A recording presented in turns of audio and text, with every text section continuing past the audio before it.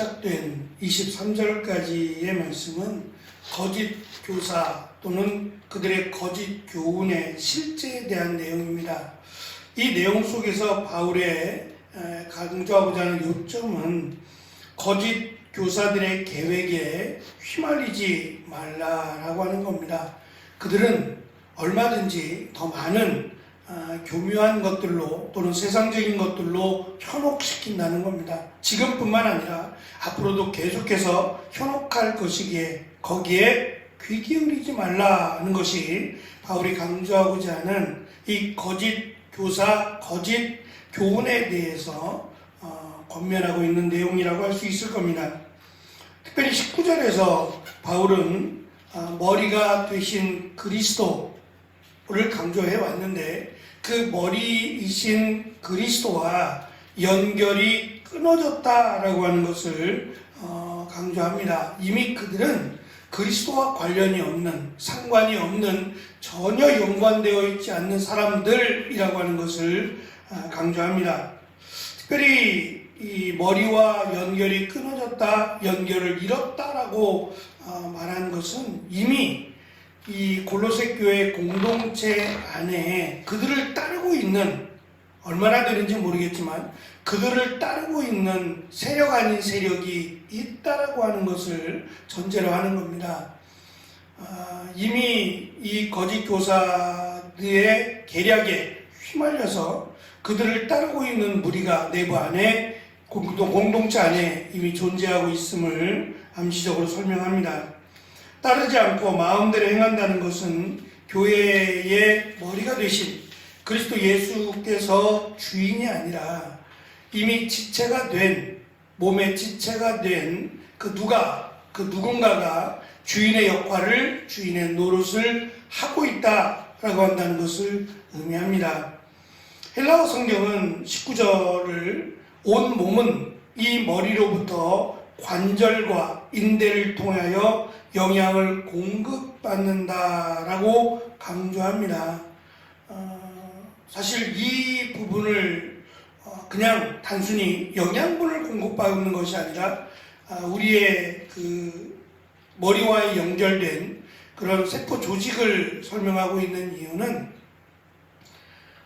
요즘은 문제가 됐을 때 성장하지 않는다 또는 성장에 장애가 있는 부분이 있다라고 했을 때에 수술이라는 방법을 통해서 그것을 제거하거나 치료합니다. 얼마든지 가능하지만 1세기에는 수술이라고 하는 것이 거의 불가능했어요. 그 말은 이렇게 성장을 저해하는, 성장을 막고 심지어는 성장만 막는 것이 아니라 생명에 어떤 위협을 줄 수 있는 요소가 생기게 되면 그 사람은 얼마 지나지 않아서 죽는다는 것을 암시하는 내용입니다. 그러니까 성장하지 못한다는 얘기는 성장하지 못한다는 것에서 끝나는 것이 아니라 결국 그는 생명을 잃을 것이다 라고 하는 것을 전제로 하는 내용입니다.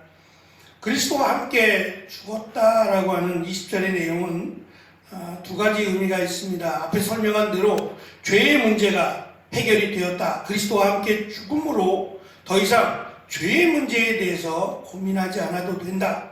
더 이상 죄로 인해서 우리가 사망에 이르지는 않는다라는 것이고, 두 번째, 그리스도와 함께 죽었다라고 하는 것은 그리스도와 함께 살았음을 강조하는 것으로 이제는 몸된 그리스도의 명령에 반드시 따라야 한다라는 것을 강조합니다.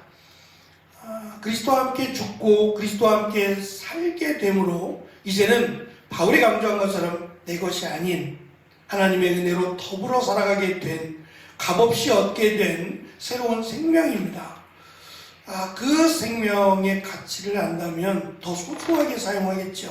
죽었다 살아난 사람이라면, 죽을 위기에 있던 사람이 새로운 생명을 얻었다면 그는 다른 사람보다는 훨씬 더 가치 있는 삶을 살게 될 것이 분명합니다.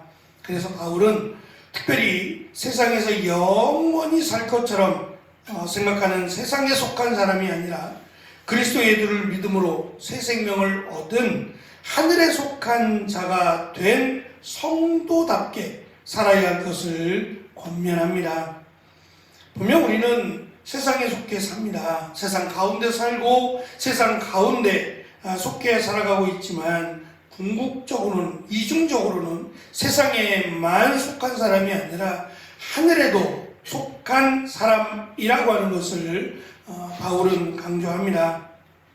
그렇다면 하늘에 속한 사람답게 살아야 한다라고 하는 것을 바울은 우리에게 가르치고 있는 겁니다. 주님 AI라고 하는 사이트가 개설이 되었습니다. 주님 AI라고 하는 사이트입니다.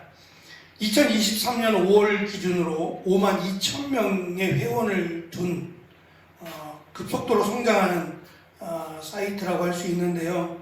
이 사이트는 기독교인이나 비기독교인들이 다양한 고민들, 또 성경적인 답변을 원하는 이런 질문들을 하고 거기에 대해서 AI가 성경적으로 답변을 제공할 뿐만 아니라 제가 한번 시도를 해봤어요. 여기 들어가서 주님 AI에 접속을 하고 당신은 어떤 말씀을 원하십니까? 라고 해서 몇 가지 항목이 나오더라고요.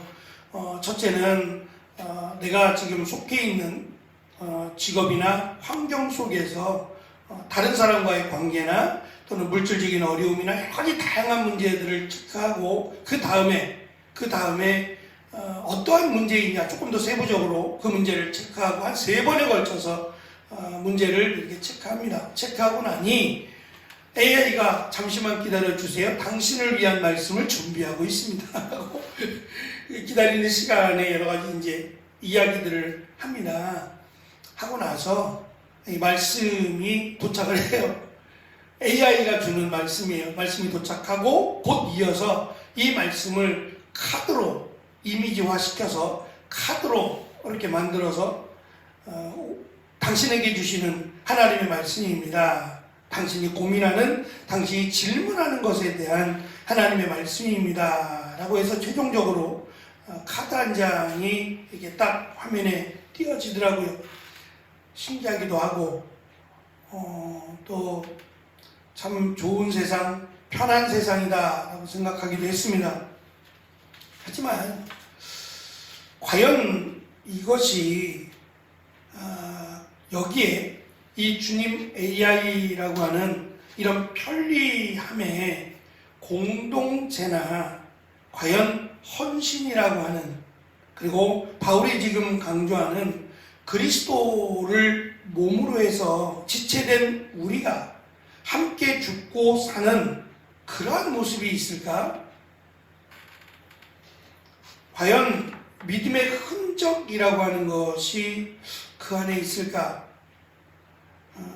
그냥 하나님께서 원하시는 모습으로 자라가야 한다고 강조하는 이것이 고민에 대한, 살아가면서 고민에 대한 해답을 주고 위로의 말씀을 받는 것으로 끝날까?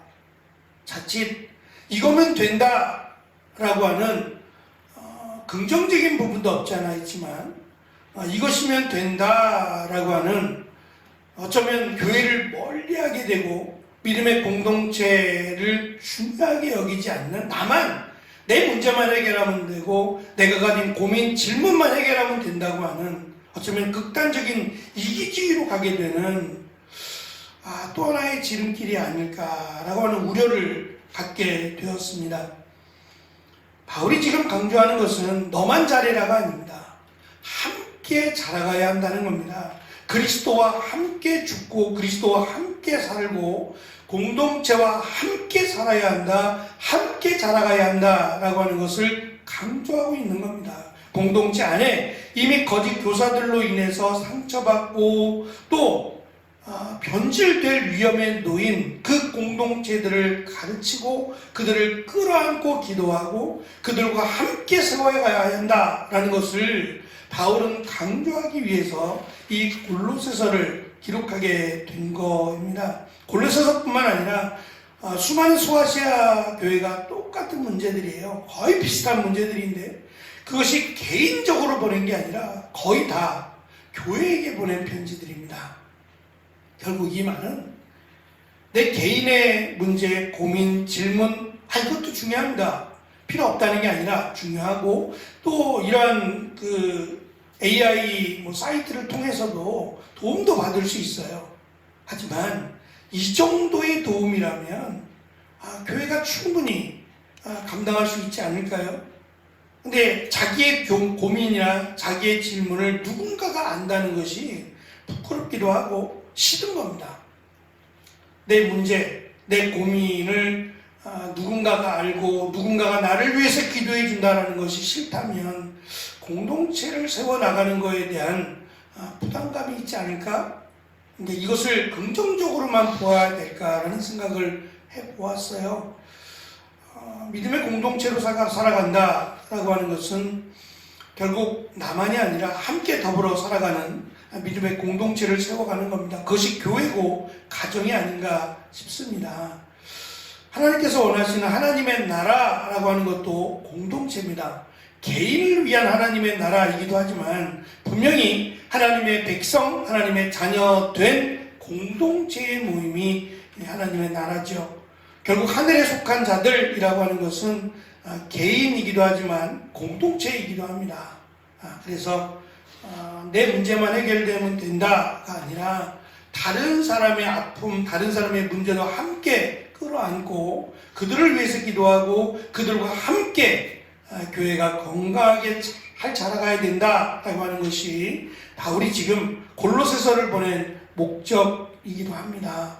믿음의 공동체로 연약한 이들을 오히려 세워주고 그들을 끌어안고 기도하는 함께 공동체 된 그리스도를 머리로 둔 교회 공동체로 잘 세워져가는 우리 교회와 우리의 가정들이 되어져 가기를 간절히 축원합니다. 기도하겠습니다.